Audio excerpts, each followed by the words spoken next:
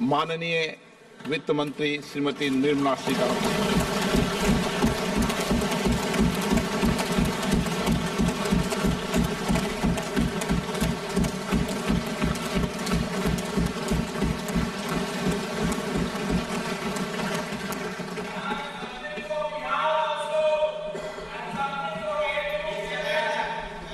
Honourable Speaker, I present the budget for 24-25.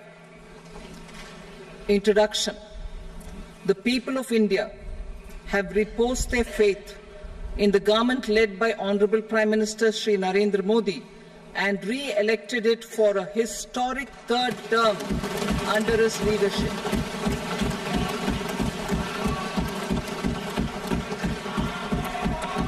We are grateful for their support, faith, and trust in our policies.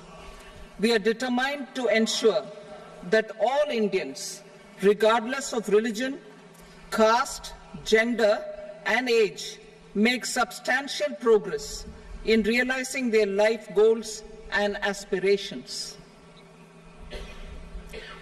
Global context.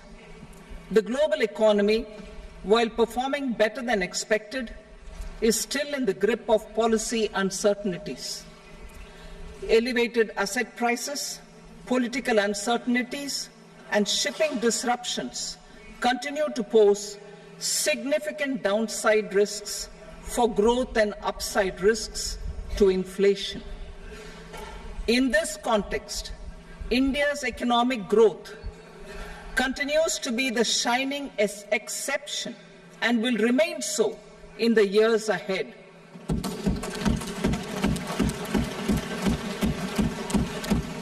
India's inflation continues to be low, stable, and moving towards the 4% target. Core inflation, that is non-food and non-fuel, currently is 3.1%. Steps are being taken to ensure supplies of perishable goods reach markets adequately. Interim budget. As mentioned in the interim budget, we need to focus on 4 major castes, namely the Garib, Mahilaye, Yuva, and Annadata, the poor, women, youth, and the farmer. For Annadata, we announced higher minimum support prices a month ago for all major crops, delivering on the promise of at least a 50% margin over costs. Pradhan Mantri Garib Kalyan Anna Yojana was extended for 5 years, benefiting more than 80 crore people. Administrative actions for approval and implementation of various schemes announced in the interim budget are well underway. The required allocations have been made. Budget theme. Turning attention to the full year and beyond in this budget, we particularly focus on employment, skilling, MSMEs, and the middle class. I am happy to announce the Prime Minister's package of 5 schemes and initiatives to facilitate employment, skilling, and other opportunities for 4.1 crore youth over a 5-year period, with a central outlay of 2 lakh crore rupees. I will speak about them shortly, while more details may be seen in the annexure. This year, I've made a provision of 1.48 lakh rupees, 1.48 lakh crore rupees for education, employment, and skilling. Budget priorities. The people have given a unique opportunity to our government to take the country on the path of strong development and an all-round prosperity. In the interim budget, we promise to present a detailed roadmap for our pursuit of Vikasit Bharat, in line with the strategy set out in the interim budget. This budget envisages sustained efforts on the following 9 priorities for generating ample opportunities for all. Number 1, productivity and resilience in agriculture. Number 2, employment and skilling. Number 3, inclusive human resource development and social justice. 4, manufacturing and services. 5, urban development. 6, energy security. 7, infrastructure. 8, innovation, research and development. And 9, next generation reforms. Subsequent budgets will build on these and add more priorities and actions. A more detailed formulation will be carried out as part of the economic policy framework about which I will speak later in this speech. This budget details some of the specific actions to be initiated in the current year towards fulfillment of these priorities, with potential for transformative changes. The budget also covers some of the previously made announcements with intent to strengthen them and step up their implementation for expediting our journey towards the goal of Viksit Bharat. Priority 1, productivity and resilience in agriculture. Transforming agricultural research. Our government will undertake a comprehensive review of the agricultural research setup to bring the focus on raising productivity and developing climate-resilient varieties. Funding will be provided in challenge mode, including to the private sector.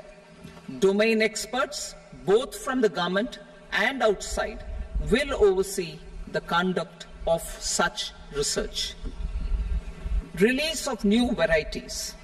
New 109 high-yielding and climate-resilient varieties of 32 field and horticultural crops will be released for cultivation by farmers. Natural farming. In the next 2 years, 1 crore farmers across the country will be initiated into natural farming, supported by certification and branding. Implementation will be through scientific institutions and willing gram panchayats. 10,000 need-based bio-input resource centers will be established. Missions for pulses and oilseeds.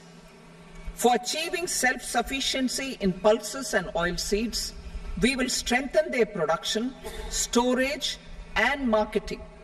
As announced in the interim budget, a strategy is being put in place to achieve Atmanirbharta for oilseeds such as mustard, groundnut, sesame, soybean, and sunflower.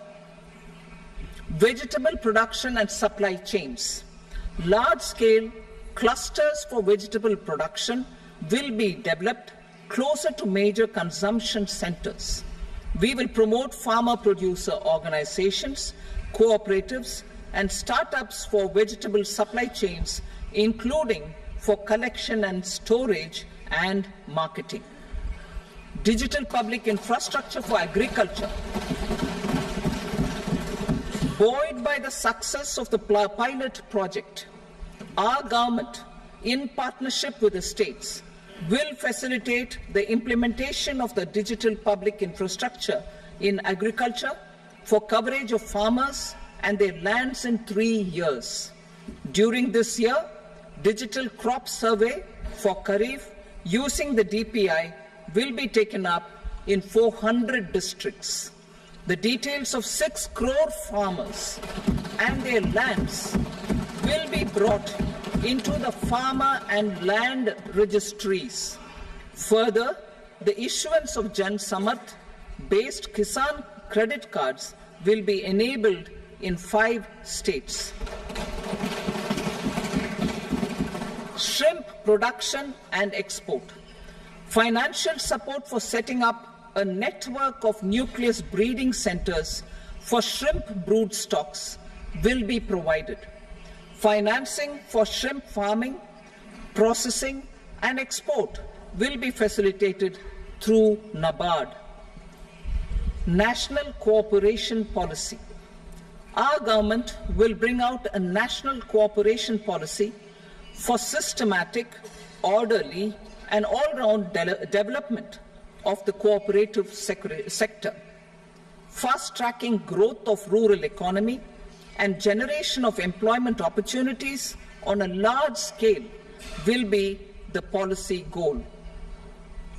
This year, I have made a provision of 1.52 lakh crore rupees for agriculture and allied sectors.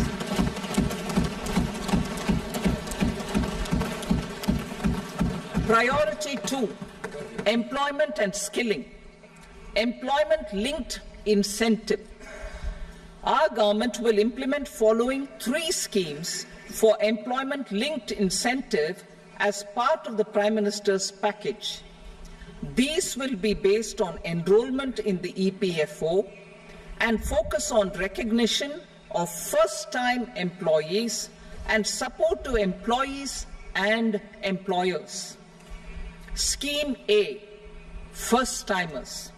This scheme will provide 1 month wage to all persons newly entering the workforce in all formal sectors.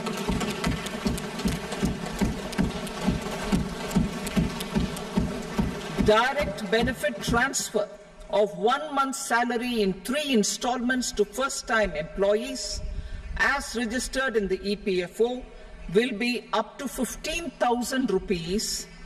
The eligibility limit will be a salary of 1 lakh per month. The scheme is expected to benefit 210 lakh youths.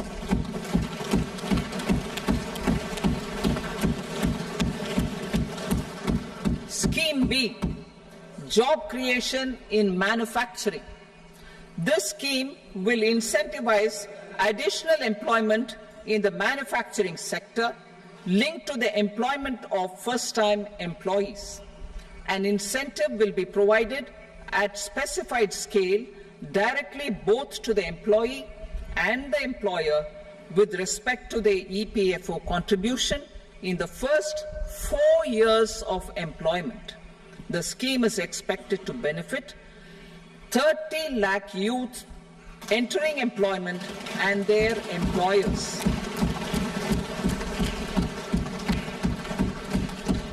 Scheme C, support to employers. This employer-focused scheme will cover additional employment in all sectors.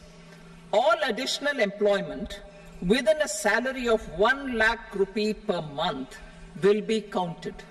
The government will reimburse to employers up to 3,000 rupees per month for 2 years towards the EPFO contribution for each additional employee.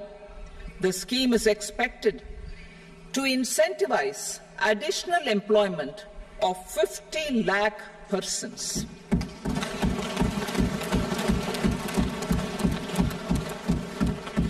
Participation of women in the workforce.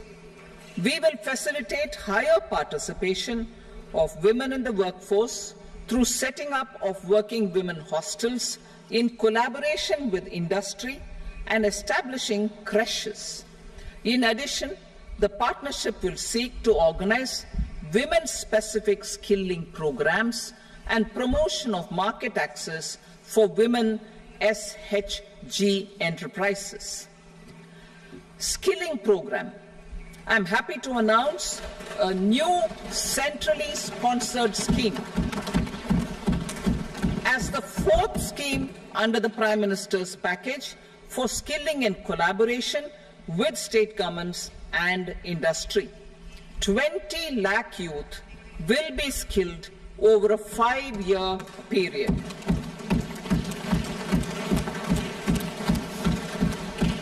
1,000 industrial training institutes will be upgraded in hub and spoke arrangements with outcome orientation. Course content and design will be aligned to the skill needs of industry, and new courses will be introduced for emerging needs.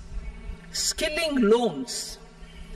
The model skill loan scheme will be revised to facilitate loans up to 7.5 lakh rupees with a guarantee from a government-promoted fund.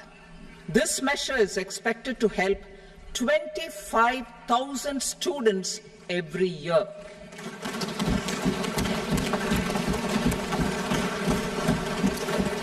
Education loans. For helping our youth who have not been eligible for any benefit under government schemes and policies, I am happy to announce a financial support for loans up to 10 lakh rupees for higher education in domestic institutions.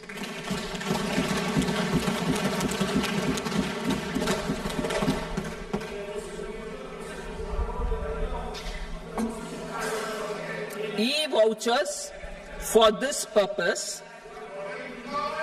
E-vouchers for this purpose will be given directly to 1 lakh students every year for annual interest subvention of 3% of the loan amount. Priority 3, inclusive human resource development and social justice. Saturation approach. Our government is committed to all-round, all-pervasive and all-inclusive development of people, particularly farmers, youth, women, and the poor.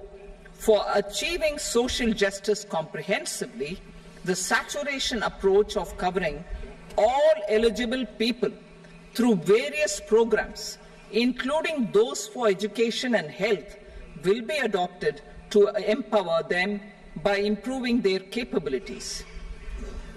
Implementation of schemes meant for supporting economic activities by craftsmen, artisans, self-help groups, scheduled caste, scheduled tribe, and women entrepreneurs and street vendors such as the PM Vishwakarma, PM Swanidhi, National Livelihood Missions, and Stand Up India will be stepped up.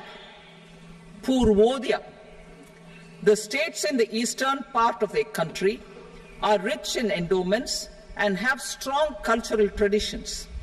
We will formulate a plan, Purvodaya, for the all-round development of the eastern region of the country, covering Bihar, Jharkhand, West Bengal, Odisha, and Andhra Pradesh.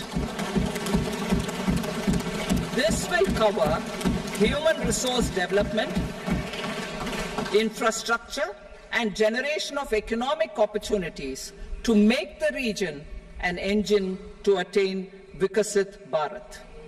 On the Amritsar-Kolkata industrial corridor, we will support development of an industrial node at Gaya. This corridor will catalyze industrial development of the eastern region. The industrial node at Gaya will also be a good model for developing our ancient centers of cultural importance into future centers of modern economy. This model shall showcase Vikas B, Virasat B in our growth trajectory. We will also support development of road connectivity projects, namely 1. Patna-Purnia Expressway, 2. Buxar-Bhagalpur Expressway, 3. Bodh Gaya, Rajgir, Vaishali and Darbhanga spurs, and 4. Additional 2-lane bridge over River Ganga at Buxar at a total cost of 26,000 crore rupees.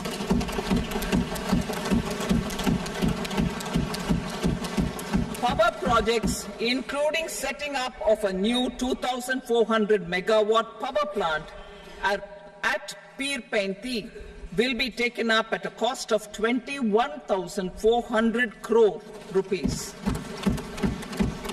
New airports, medical colleges, and sports infrastructure in Bihar will be constructed. An additional allocation to support capital investments will be provided. The requests of Bihar government for external assistance from multilateral development banks will be expedited.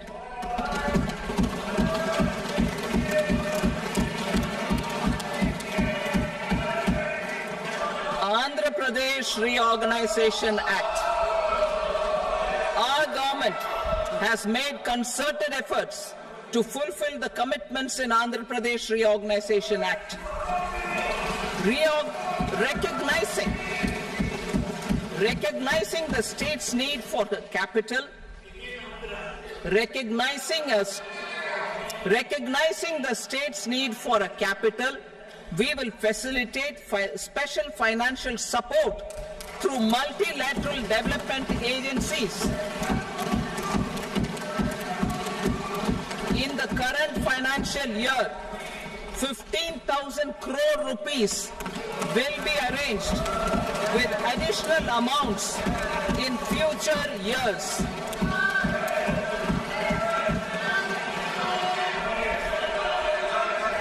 Our government is fully committed to financing and early completion of the Polavaram irrigation project, which is the lifeline for Andhra Pradesh and its farmers. This will facilitate our country's food security as well. Under the Act, Andhra Pradesh Reorganization Act, for promoting industrial development, funds will be provided for essential infrastructure such as water, power, railways, and roads. In Kopparthi node on the Visakhapatnam-Chennai Industrial Corridor and Varavakal node on the Hyderabad-Bangalore Industrial Corridor. An additional allocation will be provided this year towards capital investment for economic growth.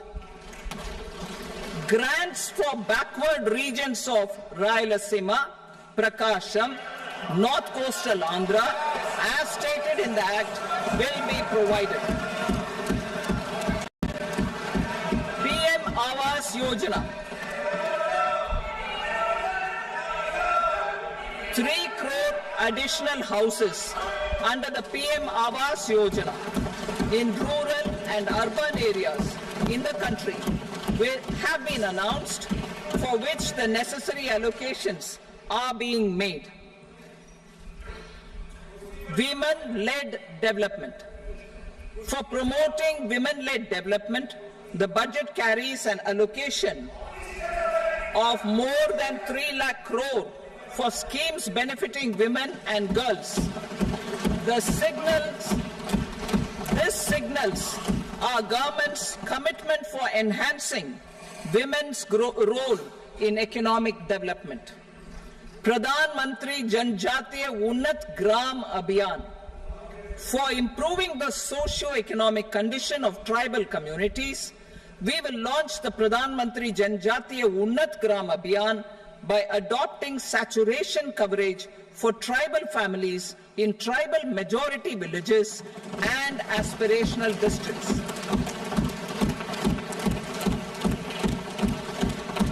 This will cover 63,000 villages, benefiting 5 crore tribal people. Bank branches in northeastern region. More than 100 branches of India Post Payment Bank will be set up in the northeast region to expand the banking services. This year, I have made a provision of 2.66 lakh crore rupees for rural development, including rural infrastructure. Priority 4, manufacturing and services Support for promotion of MSMEs. This budget provides special attention to MSMEs and manufacturing, particularly labor-intensive manufacturing. We have formulated a package covering financing, regulatory changes, and technology support for MSMEs to help them grow and also compete globally, as mentioned in the interim budget. I am happy to announce the following specific measures. Credit guarantee scheme for MSMEs in the manufacturing sector. For facilitating term loans to MSMEs for purchase of machinery and equipment without collateral or third-party guarantee, a credit guarantee scheme will be introduced. The scheme will operate on pooling of credit risks of such MSMEs. A separately constituted self-financing guarantee fund will provide to each applicant guarantee cover up to 100 crore rupees, while the loan amount may be larger. The borrower will have to provide an upfront guarantee fee and an annual guarantee fee on the reducing loan balance. New assessment model for MSME credit. Public sector banks will build their own in-house capability to assess MSMEs for credit instead of relying on external assessment. They will also take a lead in developing or getting developed a new credit assessment model based on the scoring of digital footprints of the MSMEs in the economy. This is expected to be a significant improvement over the traditional assessment of credit eligibility based only on asset or turnover criteria. That will also cover MSMEs without a formal accounting system. Credit support to MSMEs during stress period. I'm happy to announce a new mechanism for facilitating continuation of bank credit to MSMEs during their stress period while being in special mention account, SMA stage, for reasons beyond their control. MSMEs need credit to continue their business and to avoid getting into the NPA stage. Credit availability will be supported through a guarantee from a government-promoted fund. Mudra loans. The limit of Mudra loans will be enhanced to 20 lakh from the current 10 lakh for those entrepreneurs who have availed and successfully repaid previous loans under the Tarun category. Enhanced scope for mandatory onboarding in TReDS. For facilitating MSMEs to unlock their working capital by converting their trade receivables into cash, I propose to reduce the turnover threshold of buyers for mandatory onboarding on the TReDS platform from rupees 500 crore to 250 crore rupees. This measure will bring 22 more CPSCs and 7,000 more companies onto the platform. Medium enterprises will also be included in the scope of the suppliers. SIDBI branches in MSME clusters.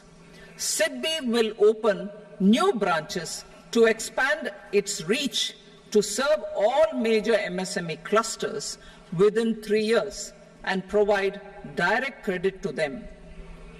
With the opening of 24 such branches this year, the service coverage will expand to 168 out of 242 major clusters. MSME units for food irradiation, quality and safety testing. Financial support for setting up of 50 multi-product food irradiation units in the MSME sector will be provided. Setting up of 100 food quality and safety testing labs with NABL accreditation will be facilitated. E-commerce export hubs. to enable MSMEs and traditional artisans to sell their products in international markets. E-commerce export hubs will be set up in public-private partnership mode. These hubs, under a seamless regulatory and logistic framework, will facilitate trade and export-related services under one roof. Measures for promotion of manufacturing and services. Internship in top companies.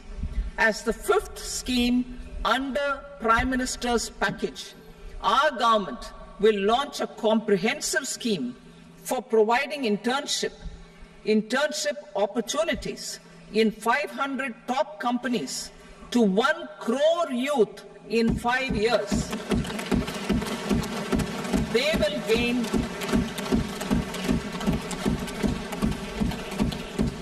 will gain exposure for 12 months to real-life business environment, varied professions, and employment opportunities. An internship allowance of 5,000 per month, 5,000 rupees per month, along with a one-time assistance of 6,000 rupees will be provided. Companies will be expected to bear the training cost and 10% of their internship cost from their CSR funds. Industrial parks. Our government will facilitate development of investment-ready, plug-and-play industrial parks with complete infrastructure in or near 100 cities in partnership with the states and private sector by better using town planning schemes. 12 industrial parks under the National Industrial Corridor Development Program also will be sanctioned.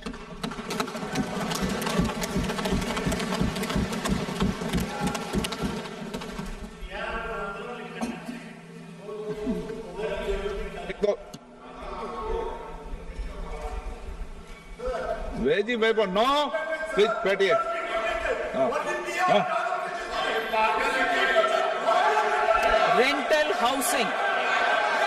Rental housing with dormitory type accommodation for industrial workers will be, just 1 minute. Rental housing, I repeat, rental housing with dormitory type accommodation for industrial workers will be facilitated in PPP mode with VGF support and commitment from anchor industries. Shipping industry, ownership, leasing and flagging reforms will be implemented to improve the share of Indian shipping industry and generate more employment. Critical mineral mission. We will set up a critical mineral mission for domestic production, recycling of critical minerals and overseas acquisition of critical mineral assets. Its mandate will include technology development, skilled workforce, extended producer responsibility framework, and a suitable financing mechanism. Offshore mining of minerals. Our government will launch the auction of the first tranche of offshore blocks for mining, building on the exploration already carried out. Digital public infrastructure applications. Turning to the services sector, I propose development of DPI applications at population scale for productivity gains, business opportunities, and innovation by the private sector.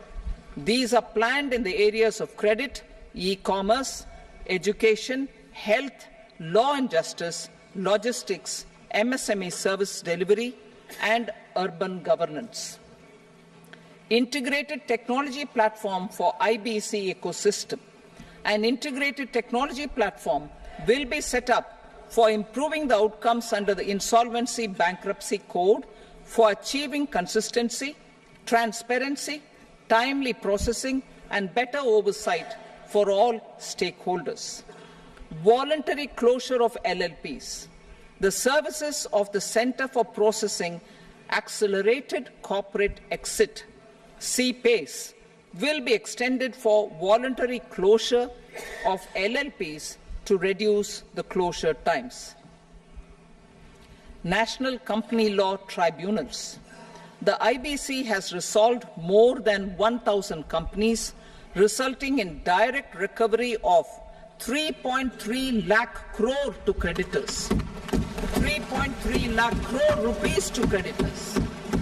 In addition, 28,000 cases involving over 10 lakh crore rupees have been disposed of even prior to admission. Appropriate changes to the IBC, reforms and strengthening of the tribunal and appellate tribunals will be initiated to speed up insolvency resolution. Additional tribunals will be established. Out of those, some will be notified to decide cases exclusively under the Companies Act. Debt recovery. Steps for reforming and strengthening debt recovery tribunals will be taken. Additional tribunals will be established to speed up recovery. Priority 5, urban development. Cities as growth hubs. Working with states, our government will facilitate development of cities as growth hubs. This will be achieved through economic and transit planning and orderly development of peri-urban areas utilizing town planning schemes. Creative redevelopment of cities. For creative brownfield redevelopment of existing cities with a transformative impact, our government will formulate a framework for enabling policies, market-based mechanisms, and regulation. Transit-oriented development. Transit-oriented development plans for 14 large cities with a population above 30 lakh will be formulated, along with an implementation and financing strategy. Urban housing. Under the PM Awas Yojana, Urban 2.0, housing needs of 1 crore urban poor and middle-class families will be addressed with an investment of 10 lakh crore rupees. This will include the central assistance of 2.2 lakh crore rupees in the next 5 years. A provision of interest subsidy to facilitate loans at affordable rates is also envisaged. In addition, enabling policies and regulations for efficient and transparent rental housing markets with enhanced availability will also be put in place. Water supply and sanitation. In partnership with state governments and multilateral development banks, we will promote water supply, sewage treatments, and solid waste management projects and services for 100 large cities through bankable projects. These projects will also envisage use of treated water for irrigation and filling up of tanks in nearby areas. Street markets. Building on the success of PM Swanidhi scheme in transforming the lives of street vendors, our government envisions a scheme to support each year over the next 5 years the development of 100 weekly hearts or street food hubs in select cities. Stamp duty. We will encourage states which continue to charge high stamp duty to moderate the rates for all and also consider further lowering duties for properties purchased by women. This reform will be made an essential component of urban development schemes. Priority 6, energy security. Energy transition. In the interim budget, I had announced our strategy to sustain high and more resource-efficient economic growth, along with the energy security in terms of availability, accessibility, and affordability. We will bring out a policy document on appropriate energy transition pathways that balances the imperatives of employment, growth and environmental sustainability. PM Surya Ghar Muft Bijli Yojana.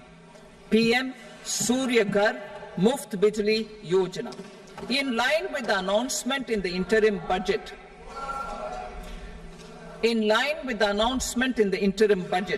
PM Surya Ghar Muft Bijli Yojana has been launched to install rooftop solar plants to enable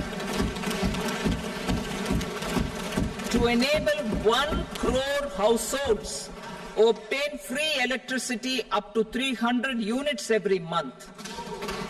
The scheme has generated remarkable response with more than 1.28 crore registrations and 14 lakh applications, and we will further encourage it. Pumped storage policy. A policy for promoting pumped storage projects will be brought out for electricity storage and facilitating smooth integration of the growing share of renewable energy with its variable and intermittent nature in the overall energy mix. Research and development of small and modular nuclear reactors.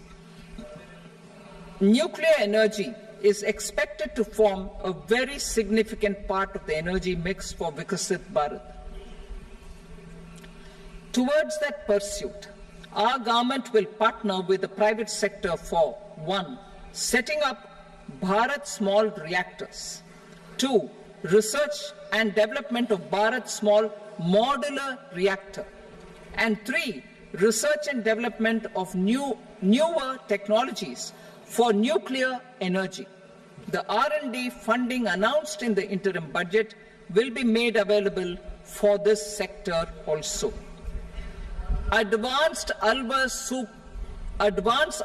supercritical thermal power plants. The development of indigenous technology for advanced ultra supercritical thermal power plants with much higher efficiency has been completed. A joint venture between NTPC and BHEL will set up a full-scale 800 megawatt commercial plant using AUSC technology. The government will provide the required fiscal support. Moving forward, development of indigenous capacity for the production of high-grade steel and other advanced metallurgy materials for these plants will result in strong spin-off benefits for the economy. Roadmap for hard-to-abate industries. A roadmap for moving the hard-to-abate industries from energy efficiency targets to emission targets will be formulated. Appropriate regulations for transition of these industries from the current perform, achieve, and trade mode to Indian carbon market mode will be put in place. Support to traditional micro and small industries. An investment-grade energy audit of traditional micro and small industries in 60 clusters, including brass and ceramic, will be facilitated. Financial support will be provided for shifting them to cleaner forms of energy and implementation of energy efficiency measures. The scheme will be replicated in another 100 clusters in the next phase. Priority 7, infrastructure investment by central government. Significant investment the central government has made over the years in building and improving infrastructure has had a strong multiplier effect on the economy. We will endeavor to maintain strong fiscal support for infrastructure over the next 5 years in conjunction with imperatives of other priorities and fiscal consolidation. This year, I have provided 11,11,111 crore rupees for capital expenditure. This would be 3.4% of our GDP. Infrastructure investment by state governments. We will encourage states to provide support of similar scale for infrastructure, subject to their development priorities. A provision of 1.5 lakh crore rupees for long-term interest-free loans have been made this year also to support the states in their resource allocation. Private investment in infrastructure. Investment in infrastructure by private sector will be promoted through viability gap funding and enabling policies and regulations. A market-based financing framework will be brought out. Pradhan Mantri Gram Sadak Yojana, Phase 4 of the PMGSY will be launched to provide all-weather connectivity to 25,000 rural habitations, which have become eligible in view of their population increase. Irrigation and flood mitigation. Bihar has frequently suffered from floods, many of them originating outside the country. Plans to build flood control structures in Nepal are yet to progress. Our government, through the Accelerated Irrigation Benefit Program and other sources, will provide financial support for projects with estimated cost of 11,500 crore rupees, such as the Kosi-Michi intra-state link and 20 other ongoing and new schemes, including barrages, river pollution abatement and irrigation projects. In addition, survey and investigation of Kosi-related flood mitigation and irrigation projects will be undertaken.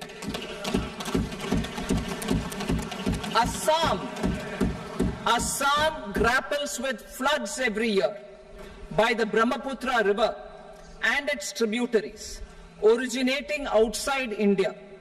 We will provide assistance to Assam for flood management and related projects.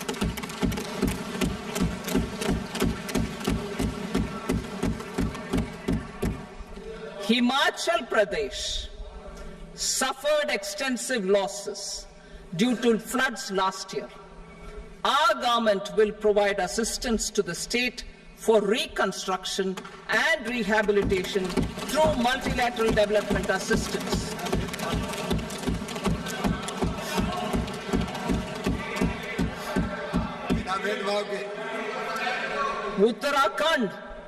Uttarakhand too suffered losses due to cloudbursts and massive landslides.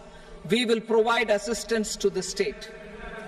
Recently, Sikkim witnessed devastating flash floods and landslides that wreaked havoc across the state. Our government will provide assistance to the state. Tourism. Tourism has always been a part of our civilization.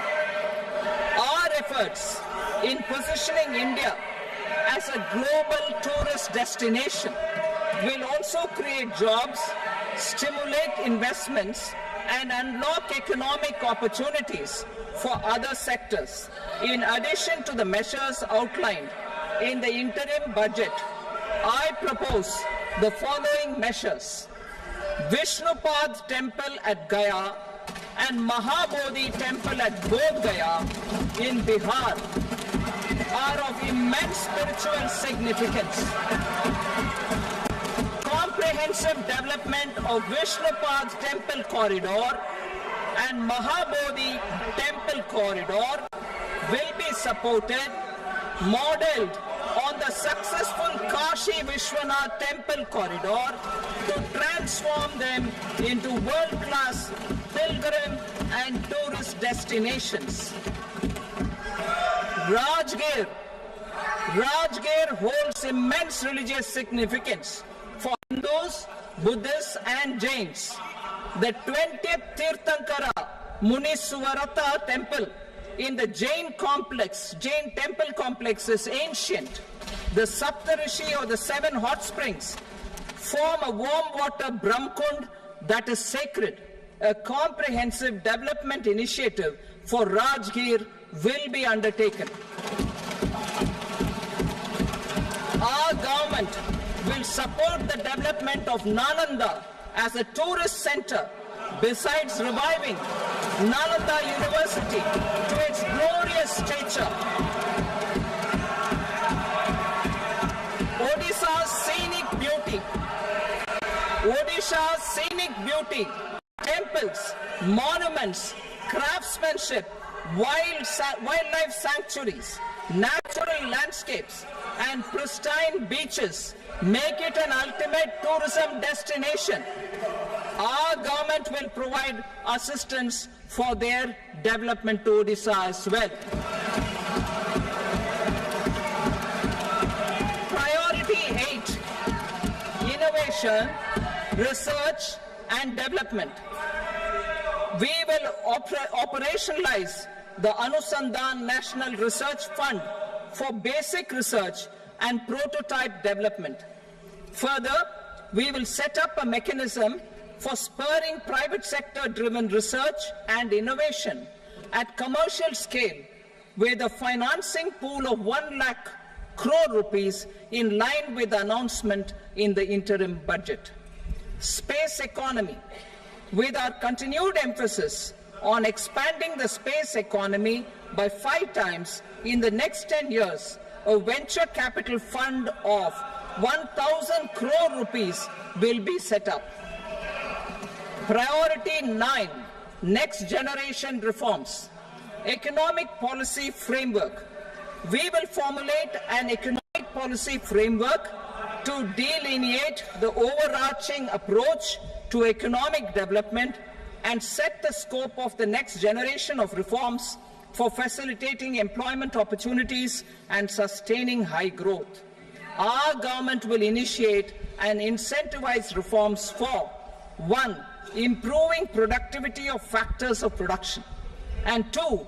Facilitating markets and sectors to become more efficient.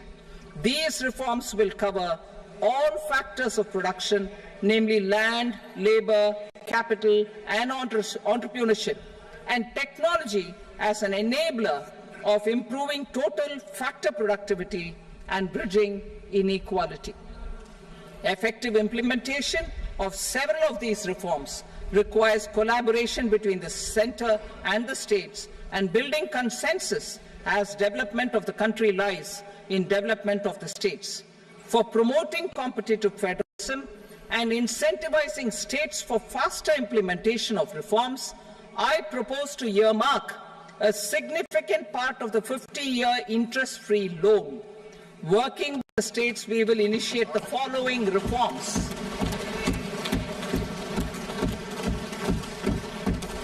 Land-related reforms and actions, both in the rural and urban areas, will cover land administration, will cover 1. Land administration, planning and management, and 2. Urban planning usage and building bylaws. These will be incentivized for completion within the next 3 years through appropriate fiscal support. Rural land-related actions. Rural land-related actions will include 1. Assignment of unique land parcel identification number, UL PIN, or Bhu Aadhaar for all lands. 2. Digitization of cadastral maps. 3. Subdivisions, survey of map subdivisions as per current ownership. 4. Establishment of land registry. And 5. Linking to the farmers registry. These actions will also facilitate credit flow and other agricultural services. Urban land-related actions. Land records in urban areas will be digitized with GIS mapping, an IT-based system for property record administration, updating and tax administration will be established. These will also facilitate improving the financial position of urban local bodies. Labour-related reforms, services to labour. Our government will facilitate the provision of a wide array of services to labour, including those for employment and skilling. A comprehensive integration of eShram portal with other portals will facilitate such one-stop solution. Open architecture databases for the rapidly changing labour market, skill requirements and available job roles, and a mechanism to connect job aspirants with potential employers and skill providers will be covered in these services. Shram Suvidha and Samadhan portal. Shram Suvidha and Samadhan portal will be revamped to enhance ease of compliance for industry and trade. Capital and entrepreneurship related reforms, financial sector vision and strategy. For meeting financing needs of the economy, our government will bring out a financial sector vision and strategy document to prepare the sector in terms of size, capacity and skills. This will set the agenda for the next 5 years and guide the work of the government, regulators, financial institutions and market participants. Taxonomy for climate finance. We will develop taxonomy for climate finance for enhancing the availability of capital for climate adaptation and mitigation. This will support achievement of the country's climate commitments and green transition. Variable capital company structure. We will seek the required legislative approval for providing an efficient and flexible mode for financing leasing of aircrafts and ships and pooled funds of private equity through a variable company structure. Foreign direct investment and overseas investment. The rules and regulations for foreign direct investment and overseas investments will be simplified to 1. Facilitate foreign direct investments, 2. Nudge prioritization, and 3. Promote opportunities for using Indian rupee as a currency for overseas investment. NPS Vatsalya. NPS Vatsalya, a plan for contribution by parents and guardians for minors, will be started. On attaining the age of majority, the plan can be converted seamlessly into a normal NPS account. Use of technology. We have successfully used technology for improving productivity and bridging inequality in our economy during the past 10 years. Public investment in digital infrastructure and innovations by the private sector have helped in improving access of all citizens, particularly the common people, to market resources, education, health and services. We will step up adoption of technology towards digitalization of the economy. Ease of doing business. For enhancing ease of doing business, we are already working on the Jan Vishwas Bill 2.0. Further, states will be incentivized for implementation of the business reforms, action plans and digitalization. Data and statistics. For improving data governance, collection, processing and management of data and statistics, different sectoral databases, including those established under the Digital India Mission, will be utilized with active use of technology tools. New pension scheme. The committee to review the NPS has made considerable progress in its work. I'm happy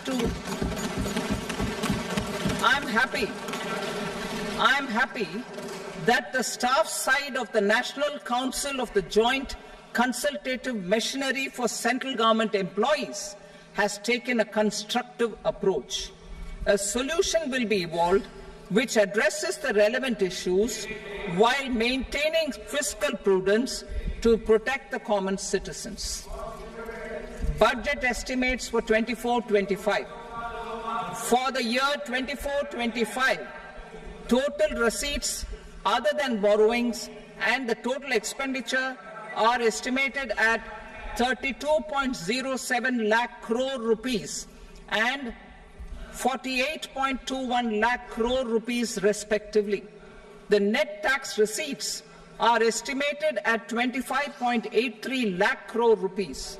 The fiscal deficit is estimated at 4.9% of the GDP.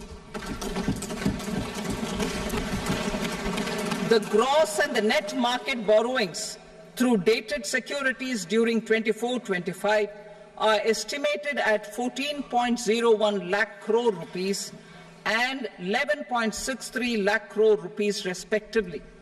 Both will be less than that in 23-24.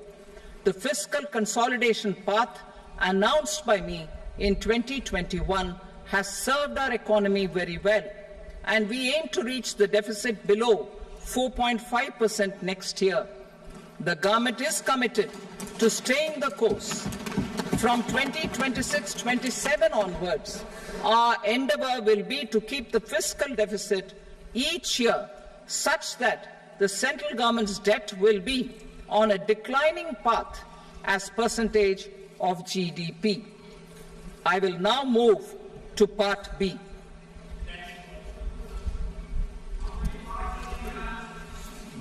Indirect taxes.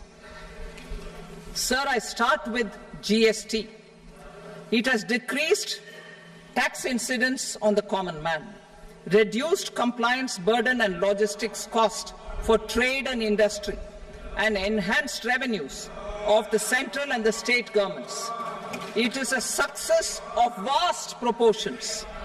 To multiply the benefits of GST, we will strive to further simplify and rationalize the tax structure and endeavour to expand it to the remaining sectors. My proposals for customs duties intend to support domestic manufacturing, deepen local value addition, promote export competitiveness, and simplify taxation while keeping the interest of the general public and consumers surmount. In Budget 22-23, we reduced the number of customs duty rates. I propose to undertake a comprehensive review of the rate structure over the next 6 months to rationalize and simplify it for ease of trade, removal of duty inversion, and reduction of disputes. I shall now take up sector-specific customs duty proposals. Medicine and medical equipments. To provide relief to cancer patients, I propose to fully exempt 3 more medicines from customs duties.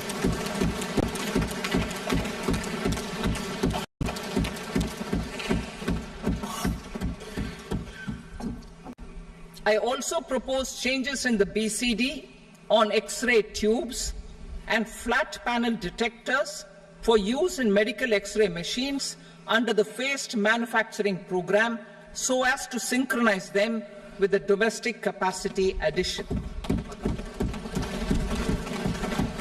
Mobile phone and related parts. With a 3-fold increase in domestic production and almost a 100-fold jump in exports of mobile phones over the last 6 years, the Indian mobile industry has matured. In the interest of consumers, I now propose to reduce the BCD on mobile phone, mobile PCBA, and mobile charger to 15%. Critical minerals. Minerals such as lithium, copper, cobalt, and rare earth elements are critical for sectors like nuclear energy, renewable energy, space, defense, telecommunications, and high-tech electronics. I propose to fully exempt customs duties on 25 critical minerals and reduce BCD on 2 of them. This will provide a major fillip to the processing and refining of such minerals and help secure their availability for these strategic and important sectors. Solar energy. Energy transition is critical in the fight against climate change. To support energy transition, I propose to expand the list of exempted capital goods for use in the manufacture of solar cells and panels in the country. Further, in view of sufficient domestic manufacturing capacity of solar gas, glass and tinned copper interconnect, I propose not to extend the exemption of custom duties provided to them. Marine products. India's seafood exports in the last financial year touched an all-time high of more than 60,000 crores of rupees. Frozen shrimp accounted for about 2/3 of these exports. To enhance their competitiveness, I propose to reduce BCD on certain broodstock, polychaete worms, shrimp and fish feed to 5%. I also propose to exempt customs duty on various inputs for manufacture of shrimp and fish feed. Leather and textile. Similarly, to enhance the competitiveness of exports in the leather and textile sectors, I propose to reduce BCD on real down-filling material from duck or goose.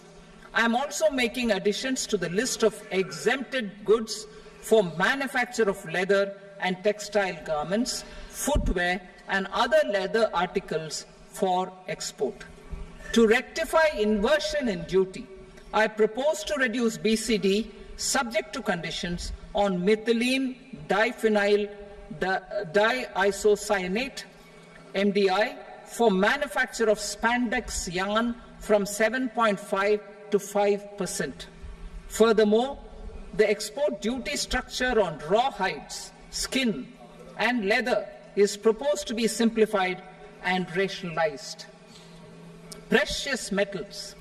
To enhance domestic value addition in gold and precious metal jewelry in the country, I propose to reduce customs duties on gold and silver to 6% and that of platinum to 6.4%.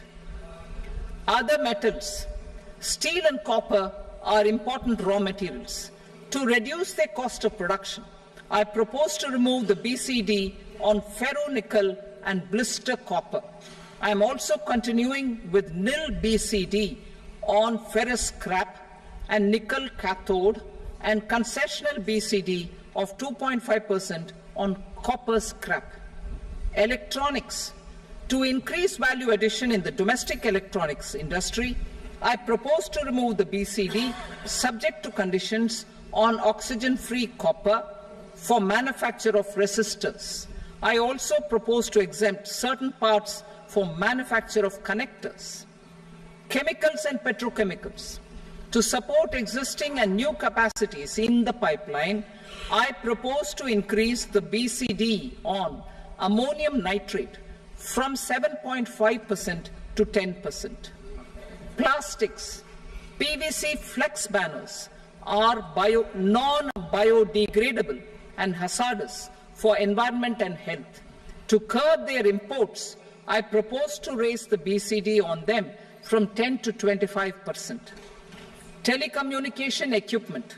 To incentivize domestic manufacturing, I propose to increase the BCD from 10 to 15% on PCBA of specified telecom equipment. Trade facilitation. To promote domestic aviation and boat and ship MRO, I propose to extend the period for export of goods imported for repairs from 6 months to 1 year. I'll read that again. To promote domestic aviation and boat and ship maintenance, repair and operations, I propose to extend the period for export of goods imported for repairs from 6 months to 1 year. In the same vein, I propose to extend the time limit for re-import of goods for repairs under warranty from 3 to 5 years. I now move to direct taxes. We will continue our efforts to simplify taxes, improve taxpayer services, provide tax certainty, and reduce litigation while enhancing revenues for funding the development and welfare schemes of the government. It has been our endeavour to simplify taxation. We have taken a number of measures in the last few years, including introduction of simplified tax regimes without exemptions and deductions for corporate tax and for personal income tax. This has been appreciated by taxpayers. 58% of corporate tax came from the simplified tax regime in the financial year 22-23. Similarly, as per data available till now, for the last fiscal, more than 2/3 have availed the new personal income tax regime. Comprehensive review of the Income Tax Act. I am now announcing a comprehensive review of the Income Tax Act 1961. The purpose is to make the Act concise, lucid, easy to read and understand. This will reduce disputes and litigation, thereby providing tax certainty to the taxpayers. I will also bring down the demand embroiled in litigation. It is proposed to be completed in 6 months. A beginning is being made in the Finance Bill by simplifying the tax regime for charities, tedious rate structures, provisions of reassessment and such provisions, and capital gains taxation. Simplification for charities and tedious. Two tax exemption regimes. The two tax exemption regimes for charities are proposed to be merged into one. The 5% TDS rate on many payments is being merged into the 2% TDS rate, and the 20% TDS rate on repurchase of units by mutual funds or UTI is being withdrawn. TDS rate on e-commerce operators is proposed to be reduced from 1 to 0.1%. Moreover, credit of TCS is proposed to be given in the TDS to be deducted on salary. Further, I propose to decriminalize delay for payment of TDS up to the due date of filing statement for the same. I also plan to provide a standard operating procedure for TDS defaults and simplify and rationalize the compounding guidelines for such defaults. Simplification of reassessment. I propose to thoroughly simplify the provisions for reopening and reassessment. An assessment hereinafter can be reopened beyond 3 years from the end of the assessment year only if the escaped income is 50 lakh rupees or more, up to a maximum period of 5 years from the end of the assessment year. Even in such cases, a time limit of 6 years before the year of the search, as against the existing time limit of 10 years, is being proposed. This will reduce tax uncertainty and disputes. Simplification and rationalization of capital gains. Capital gains taxation is also proposed to be hugely simplified. Short-term gains on certain financial assets shall henceforth attract a tax rate of 20%, while that on all other financial assets and all non-financial assets shall continue to attract the applicable tax rate. Long-term gains on all financial and non-financial assets, on the other hand, will attract a tax rate of 12.5%. For the benefit of the lower and the middle income classes, I propose to increase the limit of exemption of capital gains on certain financial assets to 1.25 lakh rupees per year. Listed financial assets held for more than a year will be classified as long-term, while unlisted financial assets and all non-financial assets will have to be held for at least 2 years to be classified as long-term. Unlisted bonds and debentures, debt mutual funds, and market-linked debentures, irrespective of holding period, however, will attract tax on capital gains at applicable rates. Taxpayer services. All the major taxpayer services under GST and most services under customs and income tax have been digitalized. All remaining services of customs and income tax, including rectification and order giving effect to appellate orders, shall be digitalized and made paperless over the next 2 years. Litigation and appeals.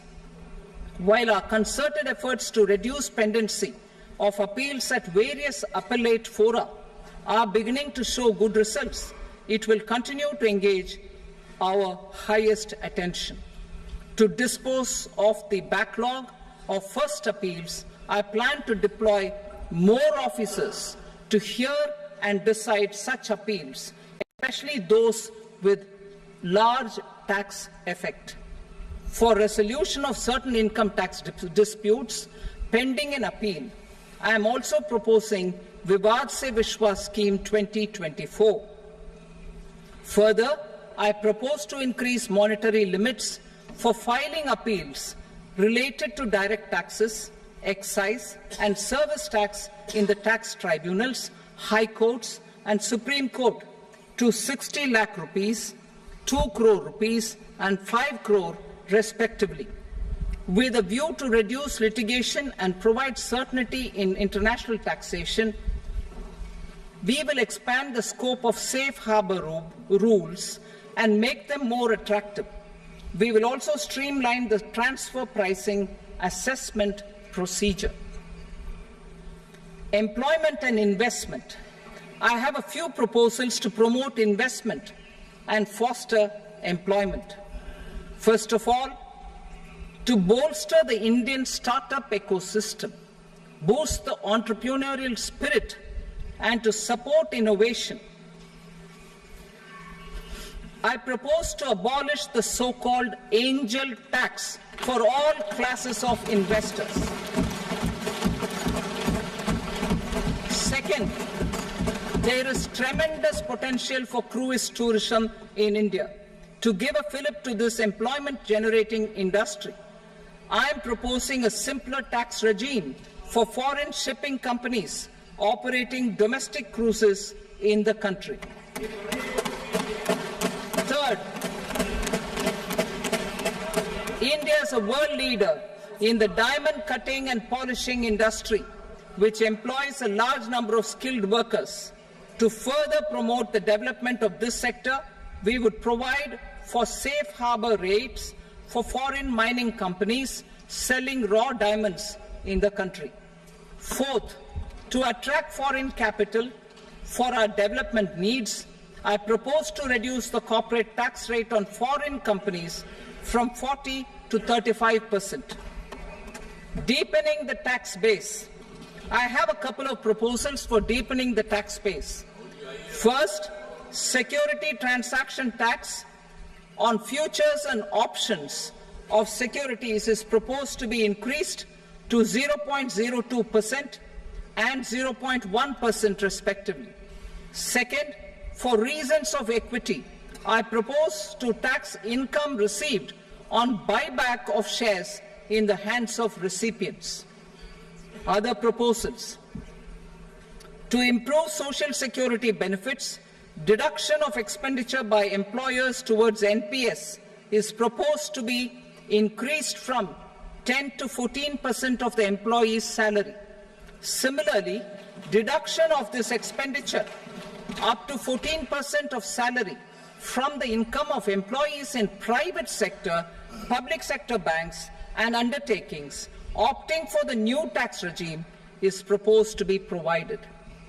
Indian professionals working in multinationals get ESOPs and invest in social security schemes and other movable assets abroad. Non-reporting of such small foreign assets has penal consequences under the Black Money Act. Such non-reporting of movable assets up to 20 lakh rupees is proposed to be depenalized. Other major proposals in the finance bill relate to withdrawal of equalization levy of 2%, expansion of tax benefits to certain funds and entities in IFSCs, and immunity from penalty and prosecution to Benamidar on full and true disclosure so as to improve conviction under the Benami Transaction Prohibition Act 1988. Personal income tax. Coming to personal income tax rates, I have two announcements to make for those opting for the new tax regime. First, the standard deduction for salaried employees is proposed to be increased from 50,000 to 75,000 rupees.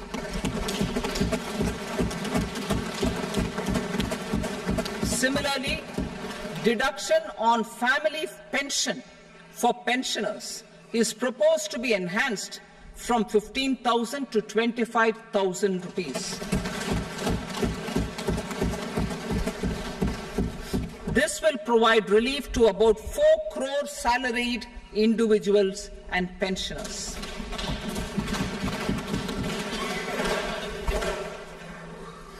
Second, in the new tax regime, the tax rate structure is proposed to be revised as follows: 0 to 3 lakh rupees, nil; 3 to 7 lakh rupees, 5%; 7 to 10 lakh rupees, 10%; 10 to 12 lakh rupees, 15%; 12 to 15 lakh rupees, 20%; and above 15 lakh rupees, 30%.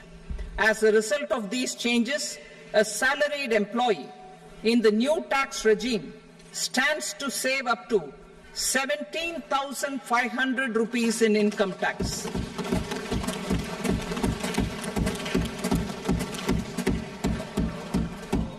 Apart from these, I am also making some other changes as given in the annexure. As a result of these proposals, revenue of about 37,000 crore, that is 29,000 crore in direct taxes and 8,000 crore in indirect taxes, will be foregone, while revenue of about 30,000 crore rupees will be additionally mobilized. Thus, the total revenue foregone is about 7,000 crores annually. Mr. Speaker, sir, with this, I commend the budget to this august House. Jai Hind.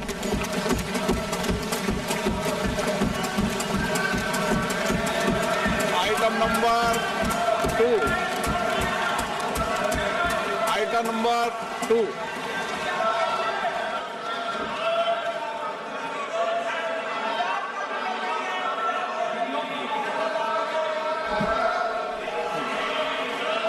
Sir, with your permission, I rise to lay on the table the following statements under Section 3 of the Fiscal Responsibility and Budget Management, FRBM Act 2003, Medium-Term Fiscal Policy cum Fiscal Policy Strategy Statement and Macroeconomic Framework Statement.